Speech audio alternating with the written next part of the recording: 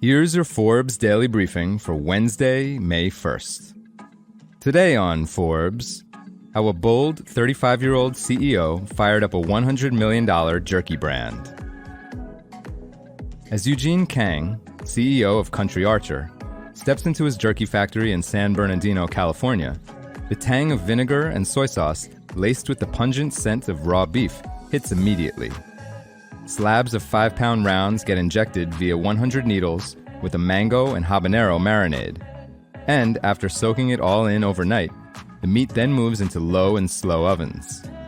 All told, Country Archer produces about 22,000 pounds of jerky a day, or some 500,000 pounds each month, from this facility. The 35-year-old Kang, a member of the Forbes Under 30 class of 2019, says, quote, "We've been really focused. We keep our heads down. We don't really pump our chests a lot." But Kang has plenty to be pumped about. More than 13 years after he purchased Country Archer for $500,000, the brand has become the 5th largest jerky company in America, the sole better-for-you option, that is, made with grass-fed meat, little sugar, and no antibiotics, among historic brands such as Jack Link's and Slim Jim.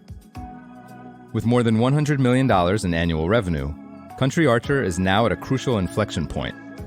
In the food industry, when a company reaches the 9-figure mark, it is typically acquired or goes public. Since Kang's jerky business grew 49% last year, the company is a prime target. But Country Archer is still growing and quickly gaining on its next biggest competitor, Oregon-based Tillamook Country Smoker, with $140 million in annual sales. Tillamook, which was owned by 3 families until private equity firm Insignia Capital Group acquired it in 2017, is profitable and may soon be on the market for its next change of hands. Kang's 2 biggest competitors are giants, Wisconsin-based Jack Link's with $1 billion in estimated annual revenue, and Slim Jim with an estimated $500 million. As Kang takes on the $4.5 billion industry, in which 7 in 10 Americans made a meat snack purchase in the past year, he's focused on building an authentic and healthier brand that can hold up for decades to come. He says, quote, "My dream is to see Country Archer products in every convenience store." But Kang will need a lot of cash to take on deep-pocketed brands like Slim Jim, owned by $12 billion food giant Conagra. At least Country Archer is capital efficient and profitable, with as much as $30 million in annual profits estimated.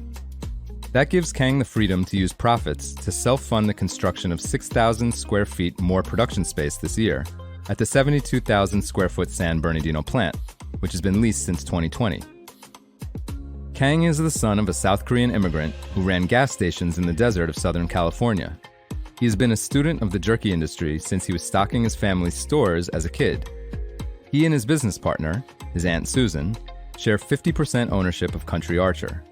The rest is owned by a private equity investor, Monogram Capital, which started backing Country Archer 5 years into Kang's tenure in 2016. Monogram has invested some $30 million over the past 7 years. Country Archer doesn't have to raise again, and Forbes estimates the company is conservatively worth at least $300 million. Given the steady revenue growth, a sale could be in Country Archer's future. A company such as privately held $50 billion food giant Mars, which is betting its future on healthy snacking as it moves away from the candy business, could make sense. Kang says there's no pressure to sell, but he would consider it if a deal could keep growing Country Archer. Last year, Monogram sold its other jerky investment, a manufacturer in Missouri that makes Country Archer's sticks and runaway hit mini sticks, as well as sticks for competitors.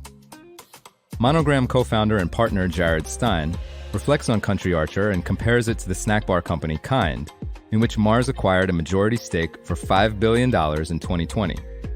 He says, quote, "How big can it be? This brand presents to me, and even the way they both started with a major Starbucks partnership, it's very similar to Kind. Country Archer is elevated. It's premium. It's innovative. But it's approachable.